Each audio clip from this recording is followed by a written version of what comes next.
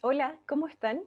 Bienvenidos y bienvenidas a la segunda cumbre de Sabia Infancia, esta vez dedicada a los primeros años de vida. Estamos felices de poder conversar hoy día con una expositora muy querida que ya nos acompañó en la cumbre anterior. Bienvenida, María Paz Badilla. Hola, bienvenidos a todos, a todas. Un honor volver a estar acá. Encantada además de poder estar acompañando hoy día a los papás, mamás, familias en los desafíos más tempranos de la crianza. Así que nada, pues gracias por la invitación y por volver a tener este espacio de conexión con todos ustedes. Gracias a ti, María Paz, por acceder a participar nuevamente en este espacio maravilloso. Para los que no conocen a María Paz, contarles que ella es psicóloga clínica, terapeuta familiar, cofundadora y directora ejecutiva de Fundación Ideas para la Infancia. Ha dedicado su labor profesional a formar y acompañar instituciones, comunidades, equipos profesionales y familias en pos de promover espacios respetuosos para el desarrollo de niños, niñas y adolescentes.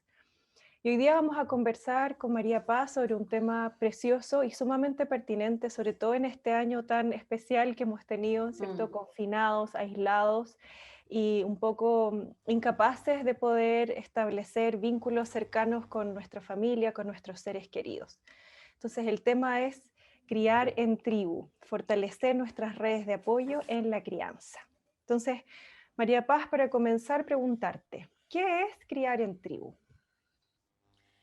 Yo creo que hay que partir pensando en que quizás uno de las dificultades más grandes que tienen las sociedades modernas o postmodernas es que se han ido como individualizando y desde esa perspectiva hemos ido perdiendo lo que es el espacio de la colaboración desde la comunidad, ¿no? Por lo tanto, cuando nace un niño o niña, no hay posibilidad de pensarnos si no es con otros y otras personas que acompañan ese proceso. Una de las soledades más grandes del tiempo actual es precisamente esa, ¿no? Que es que nos toca muchas veces criar desde un paradigma que nos distancia, ¿no? Que nos aleja. Y hoy día sabemos, y un poco desde las comunidades más antiguas también, más ancestrales, por eso hablamos de la tribu, la crianza es en colectivo, ¿no? La crianza es con otros y otras personas. Y no estoy pensando solo en mamás y papás, sino que cómo salimos de ese círculo, que es ese círculo como de familia nuclear, y abrimos también nuestras puertas a otras personas que pasan a ser significativas. La tribu es conexión, la tribu es un espacio para compartir experiencias, la tribu es un espacio de contención, la tribu es un espacio de confianza donde nosotros podemos ser como somos, ¿no? Podemos también ser vulnerables en una tarea y en un desafío que de alguna u otra manera nadie viene totalmente preparado para poder sortear. ¿Qué tipo de personas son las que pueden formar parte de nuestra tribu, si no es nuestro núcleo inmediato? Sí, es bonita esa pregunta porque uno piensa la tribu tiene que ver con estar vinculados, ¿no? Y claro, hay algunas personas de esa comunidad que van a ser aquellas con las que estamos más vinculados afectivamente o que son esos vínculos más significativos, más íntimos. Pero cuando vamos pensando la tribu como en lo colectivo, yo siempre digo, todas las personas estamos llenas de redes a nuestro alrededor, ¿no? Y esas redes pueden darse en distintos niveles. Nuestros vecinos, el entorno más próximo que tenemos, las otras familias con las que nos encontramos de repente en espacios comunes, como por ejemplo en los colegios, jardines infantiles, en las plazas, amigas que están en la misma situación y en la misma conexión. Hay mucha gente que a mí de repente me dice, María Paz, yo en general nunca había tenido tanto contacto con esta persona, pero nos encontramos ambas porque nos tocó ser mamás al mismo tiempo, ¿no? O ser papás al mismo tiempo.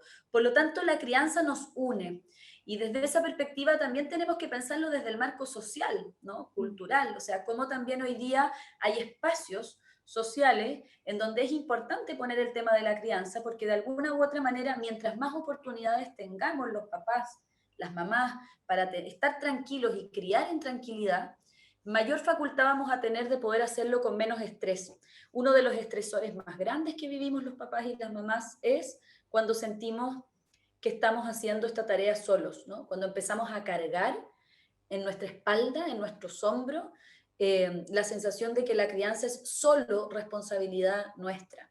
Y por eso la tribu aparece con fuerza, ¿no? Y es un discurso que hoy día también social a nivel político, a nivel de las políticas públicas es tan importante instalar, ¿no? No somos super papás o super mamás. O sea, hay que derribar ese mito, ¿sí? No podemos solos y solas con todo. Y es importante ahí también desarrollar esta mirada, que es una mirada colaborativa, por una parte, pero también autocompasiva, por otra, ¿no? O sea, como aprender también a pedir, salir a tocar también puertas de aquellas personas con las que estamos conectados. Entonces, criar en tribu nos quita responsabilidad de encima, nos permite tranquilizarnos. Profundicemos un poco más sobre estos beneficios que puede tener para la familia criar de esta manera. La tribu para mí, yo la he ido llamando, es como un corregulador de la experiencia de los papás, o sea, nos calma, ¿no? Nos calma saber que hay alguien al otro lado con quien podemos conectarnos, nos calma saber que hay alguien que puede escucharnos sin enjuiciarnos, ¿no? Nos calma saber que hay otra persona que puede estar viviendo algo similar a nosotros y que no somos los únicos. Sobre todo en las primeras etapas de la crianza, uno tiende, ¿no? Como a dimensionar que oh, esto solo me está pasando a mí, ¿no? Como si es solo mi hijo o mi hija la que no duerme, o soy yo solamente la que se angustia con cuestiones en el fondo propias del día a día. Y la verdad es que hoy día se sabe más que nunca que el grupo, ¿sí? Es el que nos calma, el que nos contiene, el que regula. Por eso son tan importantes las experiencias como, por ejemplo, los círculos de maternidad o los grupos en el fondo de acompañamiento a la parentalidad o a la crianza, o el tener espacios para poder también hablar, no solo desde el ideal de ser mamá o ser papá, sino que tener espacios para descargar y descomprimir, ¿no? Aquellas cosas que también a veces producen malestar, nos incomodan. Y ahí hay uno, y es uno de los problemas más grandes que tenemos en las sociedades modernas, porque se ha como romantizado el rol de la crianza también. Mm. Se ha idealizado el rol de la maternidad, de la paternidad. Y desde esa perspectiva, a veces, esa visión, que es una visión que es mucho más de los medios publicitarios, desde una visión que también es mucho más patriarcal, hace que tanto mujeres como hombres, pero sobre todo mujeres, ya sientan mucha culpa de cómo están ejerciendo el rol. Entonces, la invitación es, por un lado, claro, es tocar las puertas de aquellos que tenemos cerca y que nos permiten esa sensación de calma y regulación, ¿ya? A quien podemos decirle, la amiga a la que le podemos decir, oye, estoy hasta acá, no puedo más, necesito ayuda, sin duda va a ser un aporte significativo a esa tribu, pero también llamar a todas aquellas personas que son tribu de otras personas, ¿no? A escuchar sin juicio, a quizás imponer menos, oye, es esto, sino que más bien a poder tener esos espacios que son espacios de escucha activa. Lo que las personas necesitamos es que nos escuchen y nos reconozcan. Y sin lugar a dudas, cuando tenemos un hijo o hija, se activa nuestra historia también. Entonces vamos a necesitar a otras personas que nos ayuden a mirar de dónde vienen nuestras angustias, de dónde se pueden instalar también como nuevas posibilidades para no repetir la historia anterior. Mm. La tribu se construye a pulso, pero lo que es súper importante para ir identificando como la propia tribu, ¿no? La propia comunidad, es que yo tengo que estar muy receptivo también al sentir. Hay que ir donde uno se siente bien, Mm. porque a veces la culpa también nos hace en el debería, no, es que yo debería juntarme con este grupo y resulta que cuando estoy con ese grupo de personas no me hacen sentir bien, me hacen sentir más culpable o me hacen sentir más en deuda. Entonces, identificar mis necesidades y el identificar cómo me siento en los distintos espacios vinculados a la crianza son dos cuestiones que son fundamentales y tienen que ver como con el trabajo personal que tenemos que hacer para también elegir esta comunidad de la cual nos queremos acompañar. Y en línea con lo que estabas mencionando, María Paz, ¿qué hace una familia, por ejemplo, que ha pasado la mayor parte de sus años de crianza en soledad? Y ahora, a propósito también de lo que tú nos Sí. estás contando, quiere abrirse en el fondo a este mundo nuevo. ¿Cómo, por dónde parte? ¿Qué puertas toca? Tú también decías sentir en el fondo que pertenecemos a una tribu que nos hace sentido, que nos hace sentir bien. Y si yo nunca he pertenecido a una, sabré reconocer en el fondo cuándo se siente bien, qué tipo de cosas tengo que buscar, si nos puedes dar luces sobre eso. Es bonito porque el pensar en esto nos hace pensar también en el sentido y el propósito que le queremos dar a la crianza. ¿Ya? Yo creo que ahí hoy día no hablamos de crianza, hablamos de crianzas, no hablamos de parentalidad, hablamos de parentalidades, porque en el fondo hay múltiples formas de aproximarnos a ese desafío. Yo, si bien yo no soy muy asidua como al tema de las redes sociales, sí creo que, por ejemplo, un buen punto de partida muchas veces tiene que ver con empezar a conectarse con cosas y con personas desde ese lugar que a uno le pueden ir como abriendo, ¿no? Impulsos, esto mismo, ¿no? Es como yo escuché a alguien y entonces algo me hizo sentido y voy y busco, por ejemplo, no sé, en Instagram y encuentro ese grupo y a partir de ese grupo empiezo a tener interacciones y luego entonces participo en un taller y en ese taller encuentro a otra gente y quedamos conectados, por ejemplo, en este caso de lo que está pasando en la pandemia, por WhatsApp, y se van generando en el fondo como esos tránsitos, ¿no? No es como de un día para otro. Tenemos que ir generando esos tránsitos y para eso yo siento que lo primero que tenemos que hacer es abrirnos a la posibilidad, ¿no? Abrirnos a la posibilidad de que haya alguien allá afuera, ¿no? Hoy día mucho más quizás desde lo no presencial, pero también lo podemos ir viendo en espacios que son espacios de trabajo. Eso es algo que yo siempre, por ejemplo, comento, que es nuestros espacios de trabajo y las personas con las que trabajamos muchas veces se vuelven parte de nuestra tribu. Por lo tanto, en la lógica de las empresas, de los distintos, en el fondo, lugares en los que nos toca trabajar, colegios, centros de salud, donde sea, el tema de la crianza tiene que ser un tema. ¿No? Tiene que ser un espacio en donde nosotros también podamos compartir eso. O sea, no es que yo sea mamá en un lado, mujer en otro, profesional en otro, trabajadora en otro, es cómo integramos eso. Porque la sociedad, en el fondo, más desde el capitalismo, el modelo más neoliberal también, generalmente, en el fondo, ha costado mucho poder incorporar el rol de la crianza dentro de esos espacios. ¿No? Y hoy día la pandemia nos ha dado también esa oportunidad, que es que tú estás en una reunión y los que les ha tocado estar en la casa, bueno, aparecen los niños, pero pues aparecen los niños porque son parte de nuestra vida, ¿no? Entonces, el cómo pensarlo también desde algo que no es excluyente. La tribu es mucho más amplia que las otras familias que también tienen hijos. La tribu tiene que ver con las personas con las que nosotros convivimos y en ese convivir nos aportan algo, nutren algo, que ayuda a que nosotros vayamos sintiéndonos mejor con nuestra vida y dentro de eso, con nuestra crianza.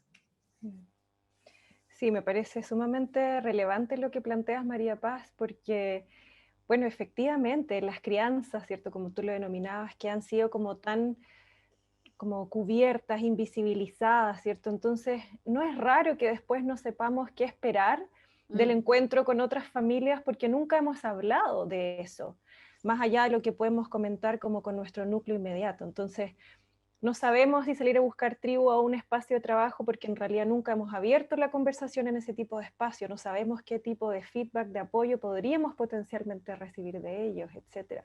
Entonces, a la medida que podamos ir como normalizando, entregándole a este tema la prioridad, ¿cierto? Como el rol que se merece, seguramente eso también nos va a relajar, porque hoy día, también lo mencionabas tú al principio, estamos todos mirando referentes, con muchas personas mirando referentes que son irreales, que no son posibles de conseguir, porque en el día a día, como la compañera, el compañero, ¿cierto? Tu tía, tu prima, las personas que están cerca, tu amiga, otra persona que conociste a través de redes sociales, estamos en silencio y lo que estamos viendo en el fondo son esas crianzas como representadas a través de estereotipos, ¿cierto? Inalcanzables. No, así que me parece sumamente importante este llamado que haces como para poder abrir las conversaciones en lugares que nos parezcan incluso atípicos.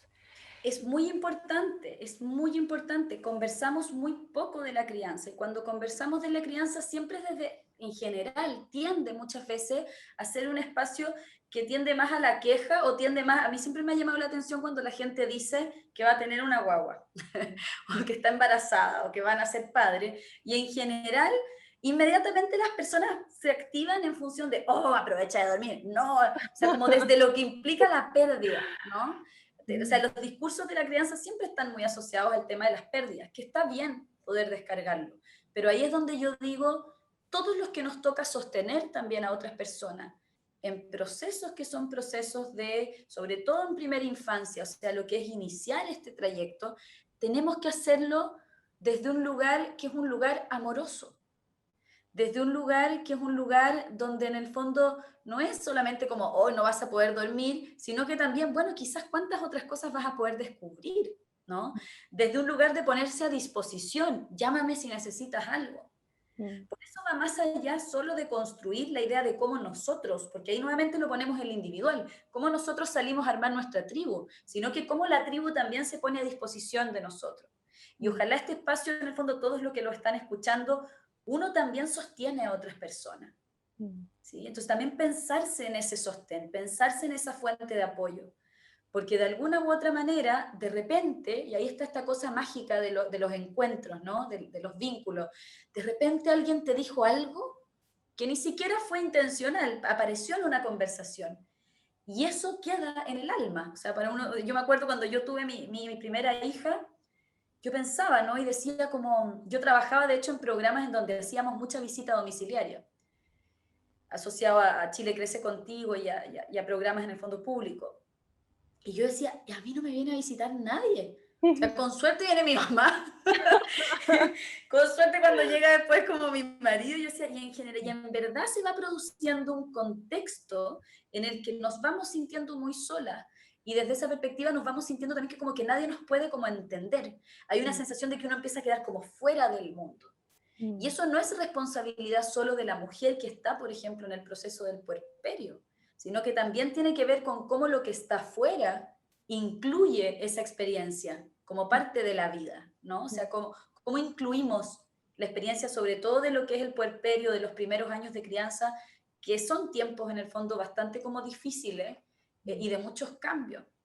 Entonces es bonito cuando uno lo piensa como un proceso que es de ida y vuelta. No es solo yo el que salgo a buscar, es también la tribu la que tiene que estar disponible.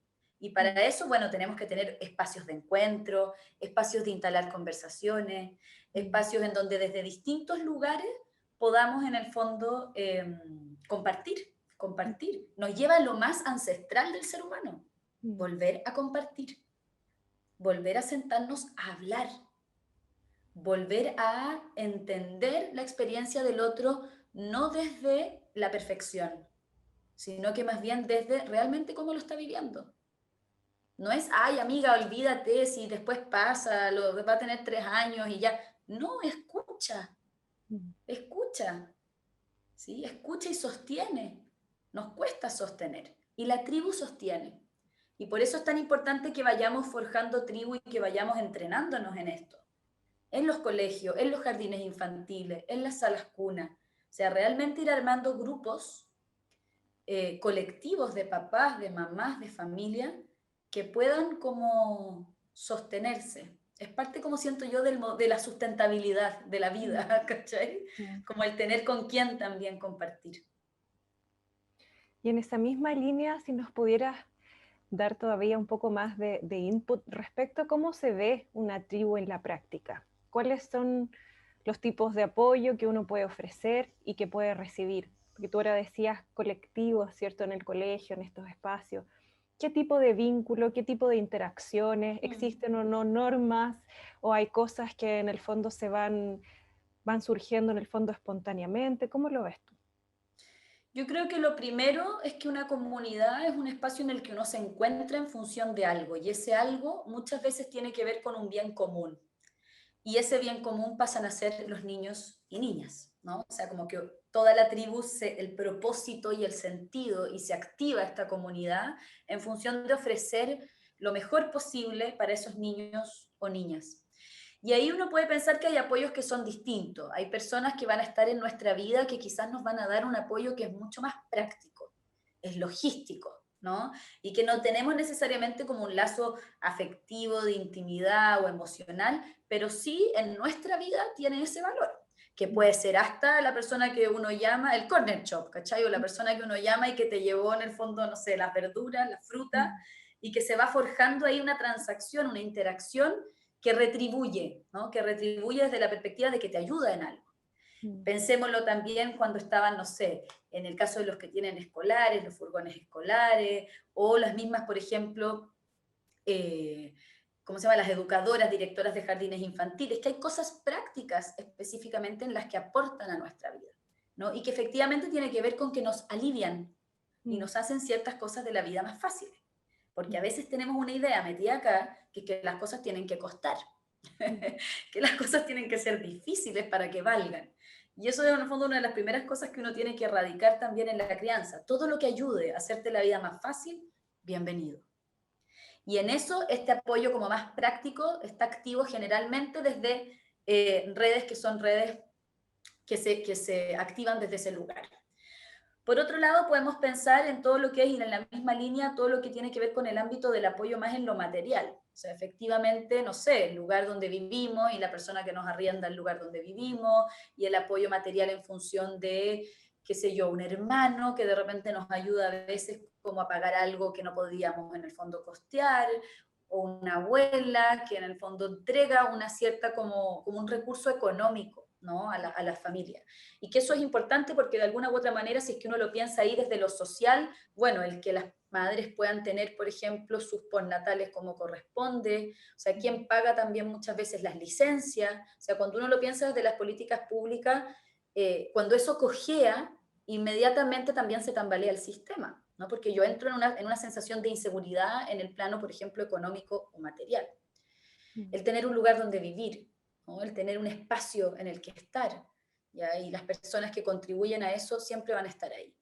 Y luego vienen dos fuentes de apoyo que para mí obviamente son como las más importantes porque creo que actúan, como decíamos, como este regulador que va mucho más allá de la vida cotidiana más práctica, sino que tiene que ver como con el apoyo emocional, por una parte, que su foco es la contención, que es efectivamente esas personas que nosotros llamamos cuando estamos preocupados, intranquilos, angustiados, o que nos van acompañando en el camino y nos van dando como esos ánimos, ¿no? Que necesitamos, esa motivación diaria.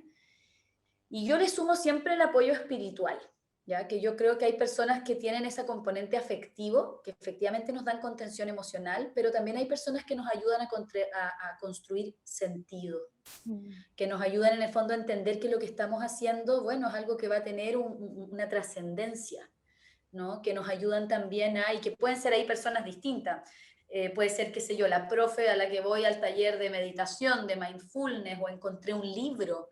Las cosas también pueden ya significar fuentes de apoyo. Encontré un libro que me hizo mucho sentido, lo empecé a leer y hay algo en mí que se contiene, que se calma cuando yo me conecto con eso.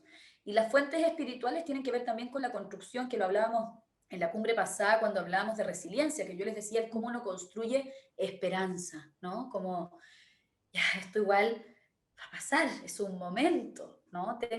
Y salgo a buscar y encuentro en el fondo en alguna persona, puede ser alguien que me esté acompañando, en las mamás que están dando muchas veces o están en periodo de lactancia, alguna consejera de lactancia que ayuda también a calmar muchas veces esa angustia que se genera en esos momentos. Eh, Ayudan desde esa perspectiva. Entonces es importante entender que estas fuentes de apoyo se pueden complementar o pueden funcionar por separado también. Puede que alguien que a mí me da un apoyo material me da eso y nada más. Pero hay otras personas que puede que estén en el fondo mucho más complementadas en estas funciones. Lo importante es eso, ¿no? Son fuentes de regulación. ¿Y qué nos ayudan? ¿Y qué es lo que hoy día sabemos? A mayor como calidad de esta red, ¿sí? Generalmente el estrés de los papás baja, porque tengo a alguien a quien acudir. Y las personas nos desarrollamos en función de esa confianza básica de que hay alguien que nos va a calmar cuando estamos en situaciones complejas. Sí, totalmente, bueno, pertinente lo que nos estás comentando, María Paz. Me quedé un poco dando vuelta respecto a este tema del contexto, ¿cierto? En el cual surge la tribu. Estaba justo pensando qué importante, a propósito de justo los beneficios que tú nos has mencionado, la posibilidad de que esto reduzca el estrés en los padres y que por lo tanto afecta a todos los planos de la vida, Bueno, y están todos estos esfuerzos que estamos haciendo a nivel individual y colectivo, pero relativamente acotado. Pero todo esto surge en un contexto, ¿cierto? En un Mm. contexto de política pública, de instituciones, de gobernanza, de organizaciones, ¿cierto? De legislación, etcétera. Entonces, sobre eso quería un poco preguntarte ahora, ¿cómo nos situamos nosotros como colectivo en este contexto? ¿Este contexto cómo nos acompaña o nos desafía?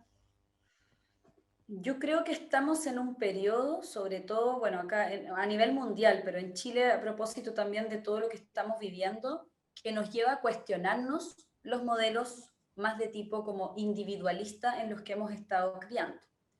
Y que lleva a cuestionarnos también como el paradigma más adultocéntrico, ¿no? Es cómo decidimos dónde van los niños y cómo externalizamos muchas veces el cuidado, no porque las familias quieran hacerlo, sino que porque no les queda otra opción, ¿no? Y ahí el tema de la conciliación, por ejemplo, es muy importante, cómo uno avanza realmente a políticas de conciliación en donde, como decíamos, la crianza es parte de la vida de las personas. O sea, Mm, cuando un empleador tiene un trabajador que es papá o mamá, ¿sí? No puede escindirlo de eso. Tiene que, o sea, es importante eso, es pensar cómo generamos estructuras ya, políticas, de trabajo, sociales, que incluyen la maternidad y la paternidad. Porque también hay muchos permisos que se les dan a las madres todavía, pero no a los padres. mm, ¿Ya? Y ahí uno tiene que ir pensando, y yo creo que es un desafío bonito, que es en el fondo hoy día cuando también empiezan a moverse y empezamos a cuestionarnos los modos que tenemos de vivir. La pandemia también nos fue mostrando, por más que pueda haber sido como bien estresante porque es algo que llegó de repente, pero nos va mostrando que hay formas también en que podemos quizás volver a construir esos espacios de contacto cotidiano con nuestros hijos. Pasábamos muy poco tiempo con nuestros hijos. mm, Y no es porque haya una mala intención de los papás o de las mamás en eso, sino que efectivamente las oportunidades que nos da el contexto son muy pocas para poder estar en los procesos de acompañamiento de la crianza de nuestros hijos. Entonces, cuando uno lo piensa desde el ámbito de la política pública, es fundamental. Es fundamental. Y es fundamental ir construyendo políticas que incluyan a la familia, no desde una perspectiva conservadora de lo que es la familia, sino que mm, más bien incluir una política de cuidado, ¿no? O mm, sea, la tribu y la comunidad lo que nos lleva es a pensar el cuidado, el cuidar. No hay ningún niño que pueda desarrollarse sanamente si no tiene un contexto de cuidado básico que le permita sentirse seguro para poder crecer. Y eso le tiene que importar tanto a la mamá que está en la casa, al papá que está en la casa, como a la persona que gobierna nuestro país. mm, Y ahí hay un camino que yo siento que es largo, es un camino que hoy día se está comenzando a abrir, pero que de alguna u otra manera todavía hay muchas cosas que se resuelven desde lo que es el espacio como más práctico y más desde lo que es ponerse al servicio de los adultos y no necesariamente de los niños y niñas. mm. No es menor que Chile dentro de este estudio 24 países que se hizo a nivel de temas de salud mental tenga los peores índices de salud mental de niños entre 0 a 6 años. Mm, No es menor, porque habla de esta comunidad y sobre todo de las oportunidades de esta comunidad para poder cuidar. Entonces, cuando uno va tomando en el fondo estas cifras y vas como metiendo todas estas variables, tú dices, wow, realmente estamos construyendo un contexto en donde como que la crianza no importara, como que se fuera a dar igual, como que los niños se criaran solos, ¿no? mm, Y la verdad es que estamos todos implicados en eso, las condiciones laborales que tienen las educadoras de párvulo, las técnicos y asistentes en los jardines infantiles. O sea, es una labor impresionante la que hacen. mm, Es un trabajo de joyería, tienen en sus manos puras piedritas preciosas, puros tesoros.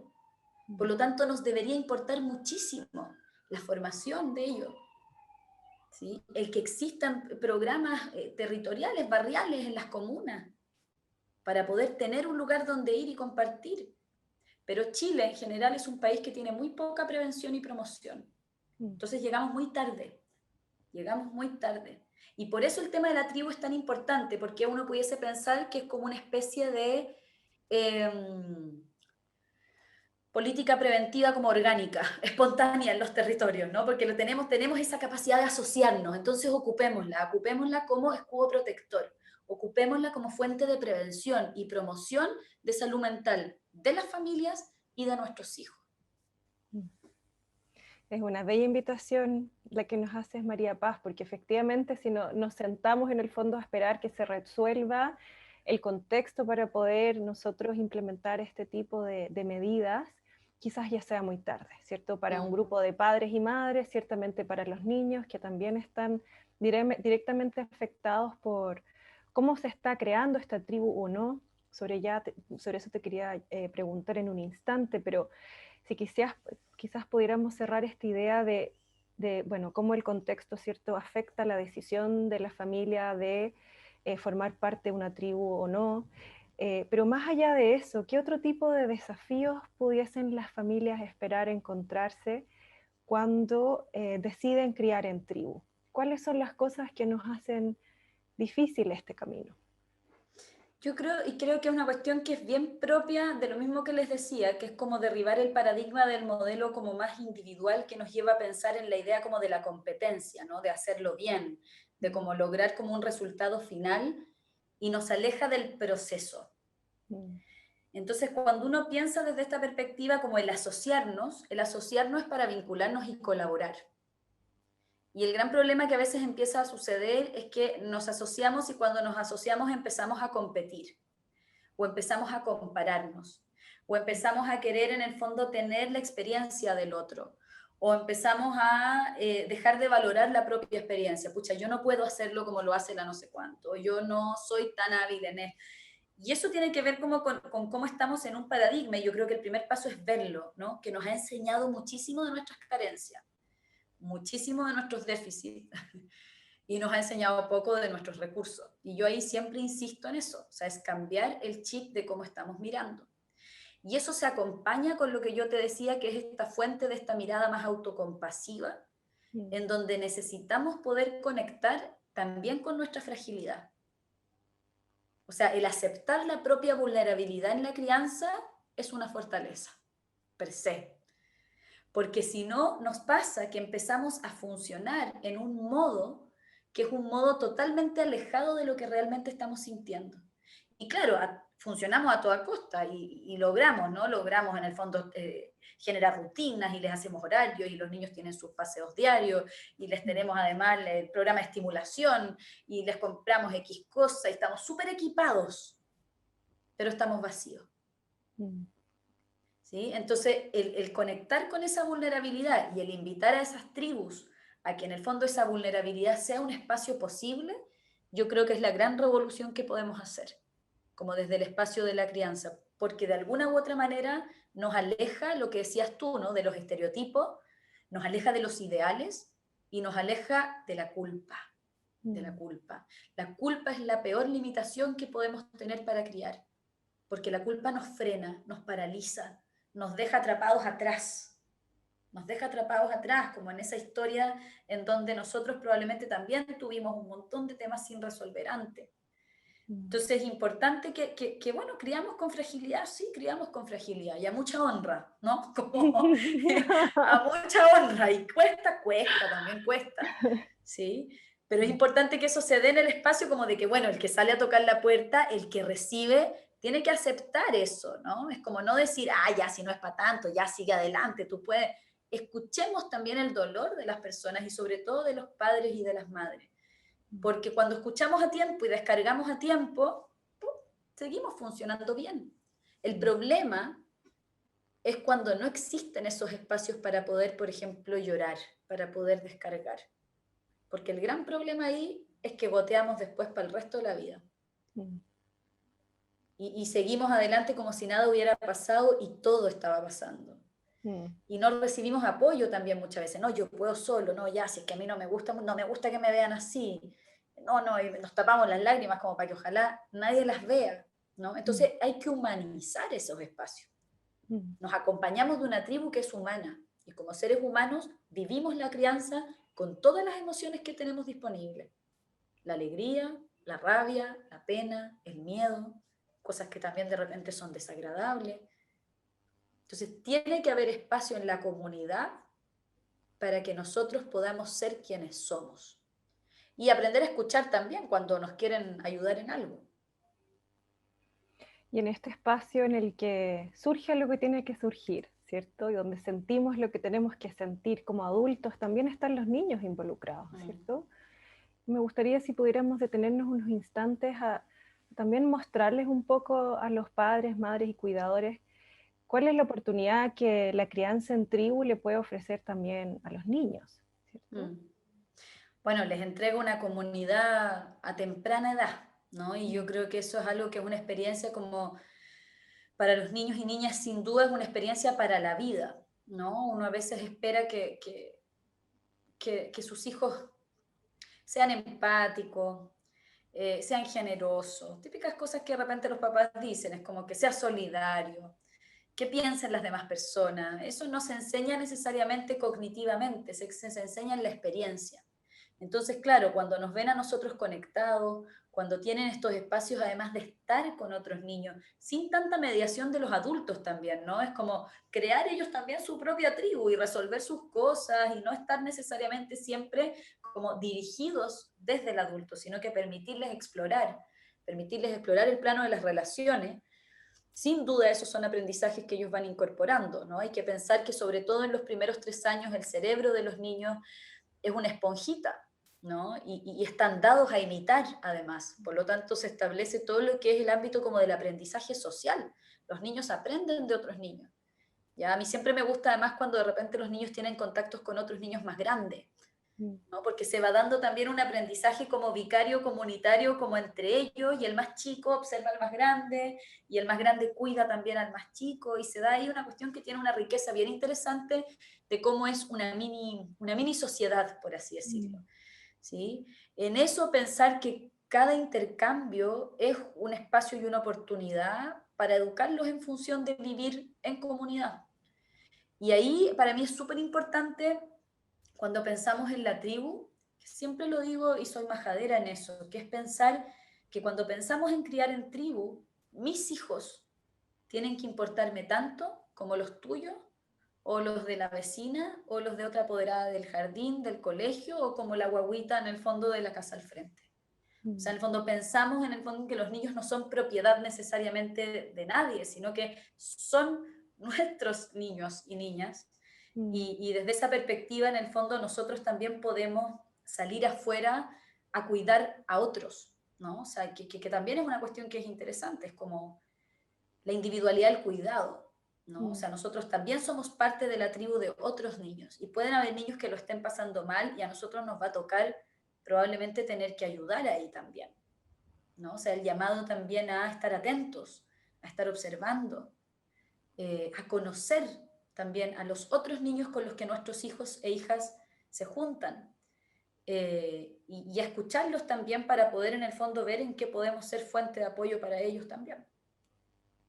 Y verlo de esta manera cambia realmente todo, ¿cierto?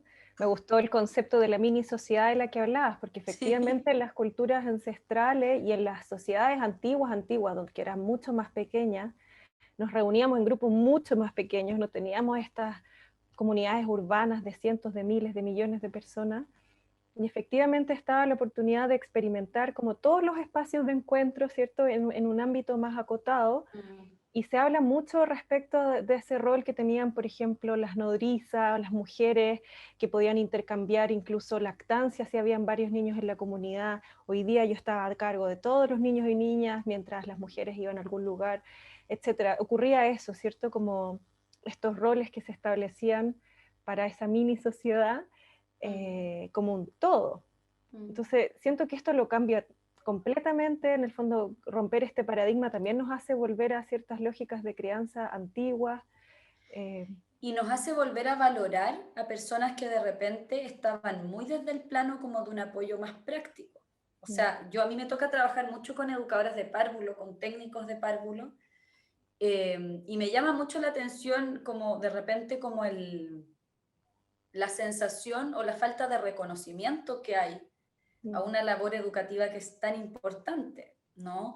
O lo mismo que pasa que a todas aquellas personas que tienen alguien que quizás tienen la fortuna de alguien que les ayude en la casa, eh, alguna persona que ayude con el cuidado, también es importante como lo significativo que esas personas son para nuestros niños y niñas y el valor que tiene eso.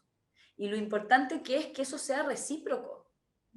Porque de repente cuando uno piensa solo desde esta lógica como de mercado, es como que uno externaliza el cuidado, paga por un servicio, ya te cuidan a los niños.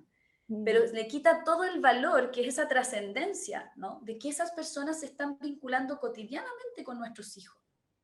Por lo tanto, no da lo mismo quiénes son, no da lo mismo cómo nosotros también generamos un espacio para que esa relación se fortalezca, no da lo mismo eh, el que tengan o no tengan un espacio también de conversación con nosotros. O sea, nos cuentan muchas veces cosas de nuestros hijos que nosotros no vimos en vivo y en directo, ¿sí?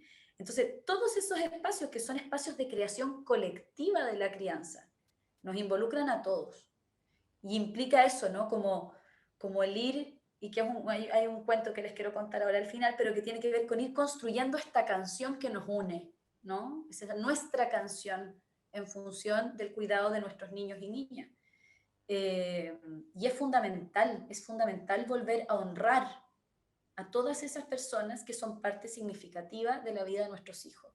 Los profesores hoy día, los que han estado con las clases en Zoom, eh, la vecina que nos ayuda de repente cuando tenemos que ir a X parte, o sea, todas esas personas son personas que están ahí y que están de alguna u otra manera ocupando un lugar en esta red que es nuestra tribu, que tenemos que cuidar. La tribu hay que cuidarla. No viene como porque sí. Conversemos un poco ahora sobre la pandemia, inevitable, ¿cierto? Porque, bueno, un poco lo que introducíamos al principio, sobre todo en estos tiempos pareciera ser más urgente que nunca poder contar con una tribu establecida o establecerla, ¿cierto? Porque cuando estamos confinados, estamos aislados, ¿cómo nos podemos apoyar de otros? ¿Cómo asegurar que esta tribu, si es que ya la tenemos, se mantenga fuerte, dado que no nos podemos ver, etcétera? Es interesante porque yo creo que nos han puesto en distintos niveles. O sea, yo creo que lo que pasó al principio, más asociado a las cuarentenas totales y a la restricción total de vernos, nos llevó inmediatamente a buscar. El ser humano busca, de todas maneras, otros seres humanos, como sea. Y la tecnología se puso a nuestro favor, ¿no? Y desde esa perspectiva, el poder llamar y las videollamadas y el poder estar conectados desde ese lugar, al principio yo creo que fue muy importante, ¿no? Porque como te digo, nosotros tenemos internamente esta necesidad de salir a buscar a otras personas que nos ayuden en el proceso. Ahora, ¿qué es importante cuando uno va pensando en los niveles? En que no hemos estado necesariamente todo el tiempo en una restricción total. Por lo tanto, hay veces en donde uno va construyendo también como su burbuja dentro de estos contextos de cuidado en los que estamos. El poder, no sé, salir a caminar y ver a otras personas, el poder en el fondo ir instalando quizás el tema del uso de las plazas, o el poder con una guaguita chiquitita salir a dar un paseo en coche y encontrarse con alguien y generar microconversaciones. Esas microconversaciones hoy día tienen un impacto que es mucho más importante que lo que tenían hace un año atrás. O sea, los microespacios de encuentro. Y ahí es cuando yo también hago este llamado a estar súper consciente, ¿no? Que de repente tú te encontraste con alguien, una vecina X, y le preguntaste, ¿no? Oye, ¿cómo han estado? Y resulta que esa conversación puede tener mucha trascendencia porque efectivamente esa persona no ha estado necesariamente con nadie más conversando de forma directa. Entonces cambian un poco quizás los roles y las funciones. Y se empiezan a dar también, y que es bonito lo que tú ponías antes, porque se empieza a dar que quizás quienes viven más cerca nuestro empiezan a tener un rol que no tenían antes, ¿no? Los vecinos, ayer hablaba, nos tocó tener reunión en el colegio de mi hija, y mucha gente decía, bueno, los niños en general están viendo mucho más a los vecinos que a sus propios compañeros, por lo tanto se van creando nuevos lazos que quizás antes no eran necesariamente lazos tan importantes o tan cotidianos.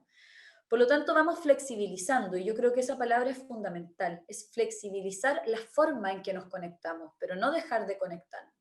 Yo siempre pensé que en el fondo el tema de la distancia, el distanciamiento es físico, no es social. ¿no? Que eso es súper importante como entenderlo, y para los niños también. No es que yo me distancio necesariamente de conectarme contigo, de entender tus necesidades, de poder ofrecerte apoyo desde el lugar donde estoy. Pero claro, no podemos estar tan cerca físicamente como si lo hacíamos antes. Y esto nos va a llevar a nuevos modos de relacionarnos, que puede tener cosas muy positivas también, ¿no? Estos mismos espacios, espacios en donde uno se da cuenta que quizás desde su misma casa se pueden crear y se pueden juntar muchas personas, armar un círculo de padres, por ejemplo. Se duermen los niños y nos juntamos después de eso. A mí me ha tocado atender ahora muchas familias tarde, porque nos juntamos efectivamente después que se duermen los niños y nos juntamos y tenemos ahí también un espacio para trabajar personal, que no implica que ellos salgan de su casa. Ya es como buscar cómo balanceamos, pero el contacto es algo que no podemos perder. O sea, estamos programados para contactarnos.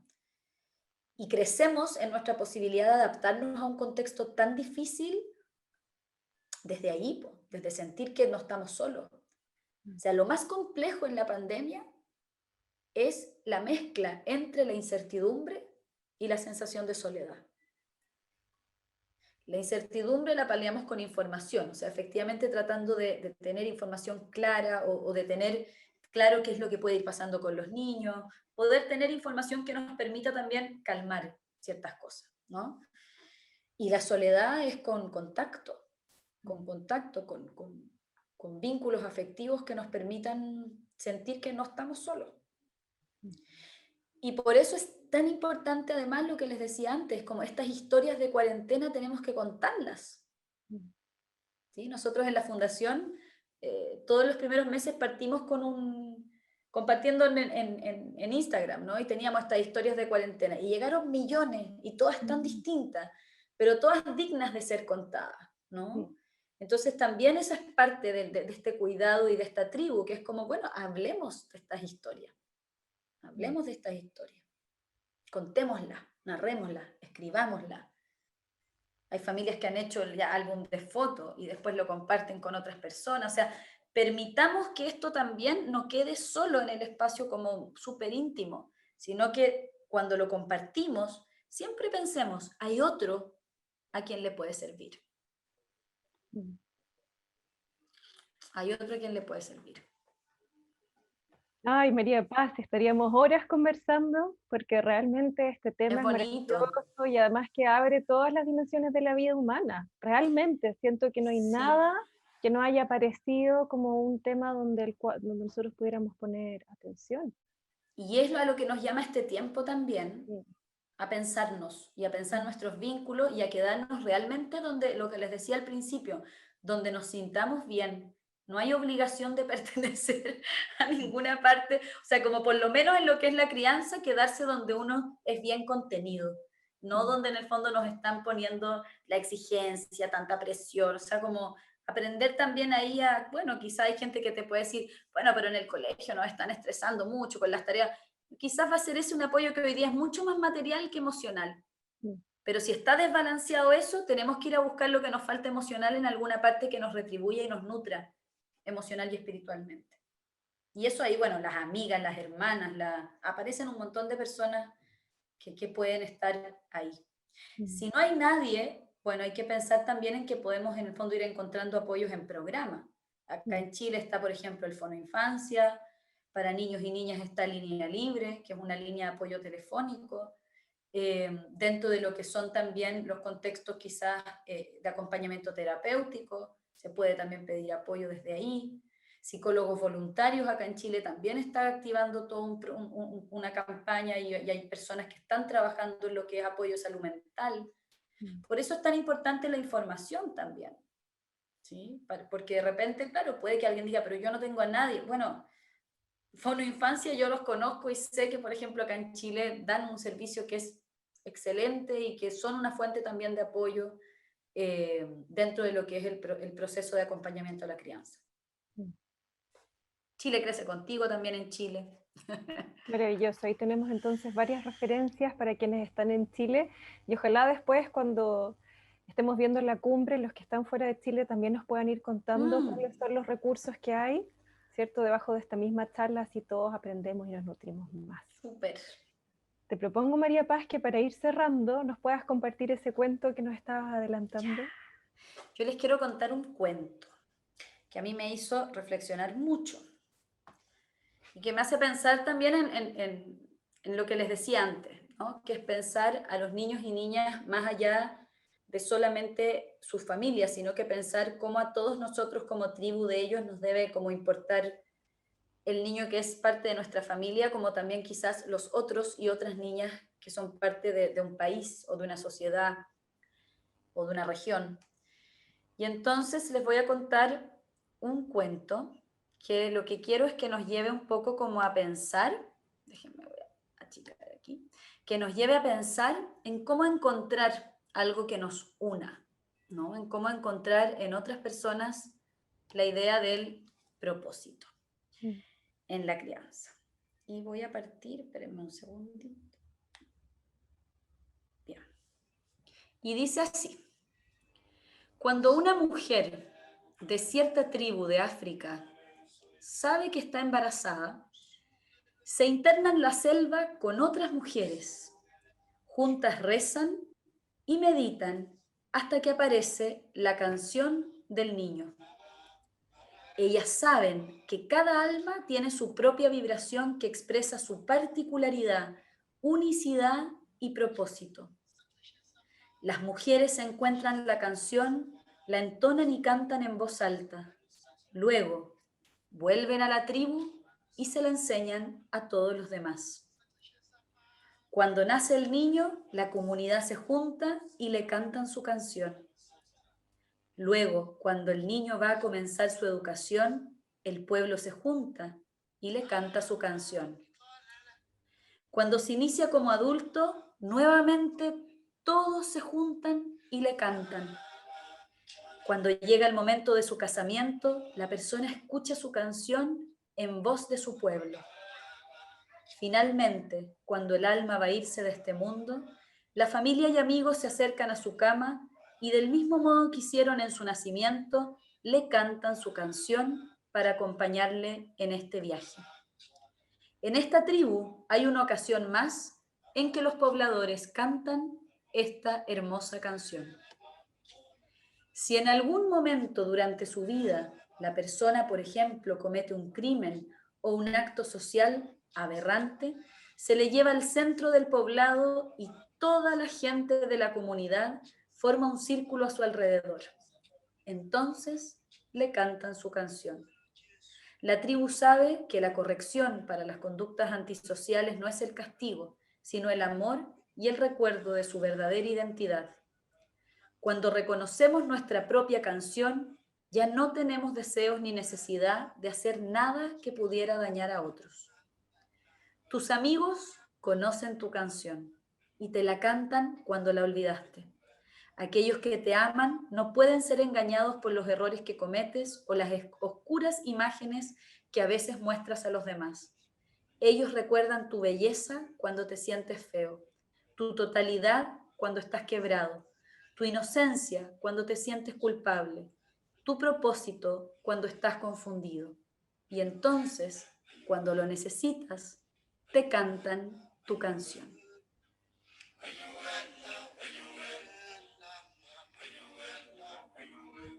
Maravilloso. Bonito, ¿no? No, Bonito, bonito. precioso. Muy, muy bello. Y da para pensar también en lo que estamos mundialmente, socialmente, ¿no? O Mm, sea, cómo la tribu es mucho más que el núcleo de nuestros más cercanos. mm, Podemos ser potencialmente también tribu y comunidad para otros. mm.